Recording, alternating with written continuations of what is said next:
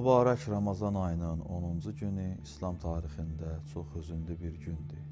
Həzrəti Xədicə Kubra salamullah aleyhanın vəfat və rəhlət günüdür.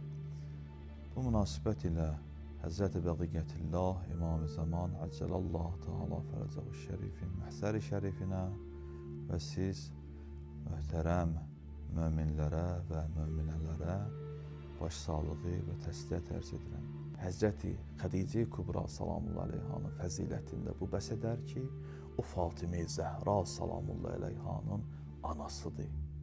Həzrəti Zəhra 11 imamın anasıdır və Həzrəti Xədicə də Həzrəti Zəhranın anasıdır. Nəticə etibarı ilə Həzrəti Xədicə imamlar anası və Həzrəti Əliyə də ki, analıq edibdir, nəticə etibarı ilə Həzrəti Xədicə 12 imam anasıdır.